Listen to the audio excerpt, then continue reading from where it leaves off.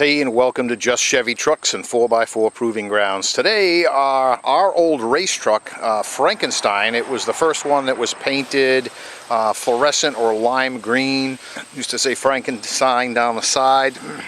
It's come home to us. It's been a couple of people's failed projects. What's left of it, we're going to go over that today. It is for sale. The frame is an 85 3/4 ton frame. It has been painted since we've had it. As you can see, it has some pitting. Not bad at all. It doesn't have any cracks. It's probably bent. I don't think you're going to get a front end alignment to stick on this, and I'm joking. But basically, it's still good and rugged. Doesn't have your usual 85 cracks in it or anything like that. The rear end is a Dana 70 HD.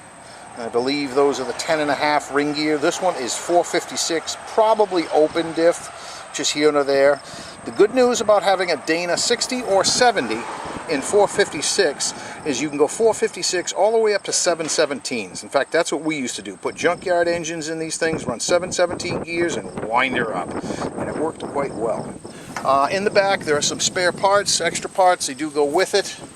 Hydro boost, pump, fuel cell, which looks like it's seen its better days. It'll still hold fuel, obviously, but I don't like the fact that that's concave. That's scary. The bed, we actually, I don't know if you can see it through there, took the floor out, put grating in so it won't hold mud. There's a very nice all aluminum radiator there. It's on rollies right now. These are wide front ends and rear ends out of dualies. We do that so it has a better stance. Obviously, if I try to shove you, besides trying to punch me back, the first thing you do is spread your legs so you don't tip over.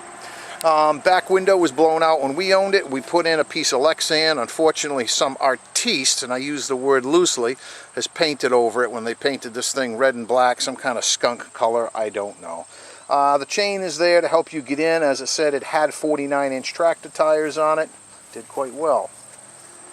Steering, obviously that link needs to be a Z-bar to take the bounce out of it, the bump steer. There's your factory pump and steering. I believe those are 4-inch lift springs. The back can stay just the way it is. You actually want the back down a little bit. Windshield is in good condition. It does have a crack right straight up through there. Due to the body flex, I would leave it. It's cracked perfect. Top to bottom, it's not in your way.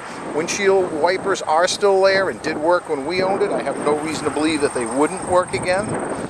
Why do I need windshield wipers? Well, if you can see, you can go faster. Bumper was good, used for front pullouts if need be.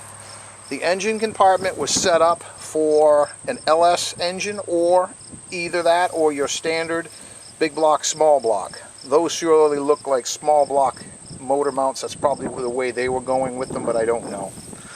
Up in here, it's all good. None of this was particularly rusty. I see they have normal brakes on it. That tube, it goes back to the radiator. This tube, as you can see, radiator comes back. Being an 85, it used the single hump cross member, as you can see there, which is kind of awesome because you could use either the round pattern 205 on this rig, or you could use a 208 transfer case that's still pretty plentiful to this day, or if you wanted a slight upgrade, 241 passenger side drop. That would be 1989 to 91, the full-size Blazers and Suburbans you could use.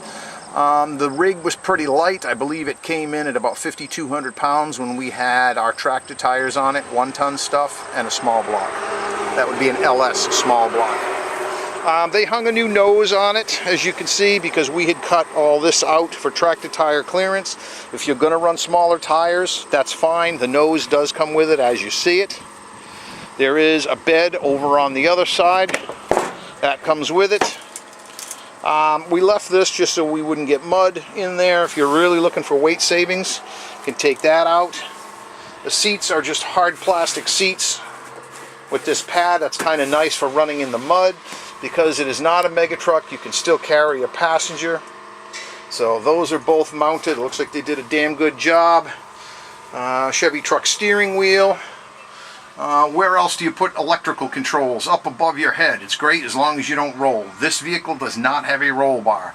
So if you're going to make a mega truck out of it, you will need to put a roll bar in it. When you roll over with one of these, they will crush. If you have 2.5 ton gear underneath you, it will crush and you will be dead. It's not a joke, and I can't make that strenuous enough, strong enough. The shifter is good. It's a B&M basic shifter. You lift up, then you can go all the way back.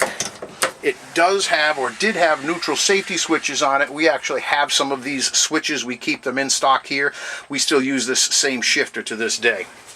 Over here was an ignition that was mounted down here, because once you're strapped in, you can't reach the factory one, which would be up behind here. What else can I tell you about it? They actually ran a shifter through there for the transfer case, which is probably unneeded. The cab itself is in excellent condition. It's not rusty. The truck has never been rolled, as you can see. This is a short bed, bed that we've actually added on to make it look like a long bed. That's held up amazingly well for jumping the truck and all the stupid stuff that we used to do with it. It's tough for mud to come up through here and get to the radiator, not impossible, but we never really had a problem with it. So that's why you have what basically looks like a long bed, but it's actually a short bed that we've stretched. So rear end and U-bolts are there. I don't believe the perches have been welded. They were looking to set angle, the pinion angle on it.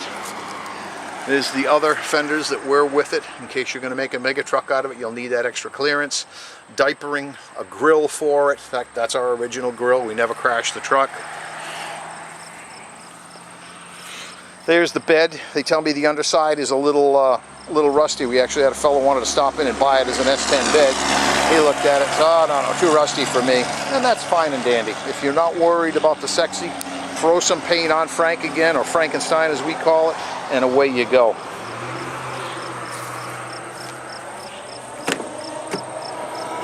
This door opens as it should. A little bit of mud in the doors, nothing severe. As I said, this was before the times when we were jumping these things 5 and 6 feet in the air. So if you're interested in a race truck, you provide your own drivetrain, we have it. Give me a call here at Just Chevy Trucks. The number is 603-335-3350.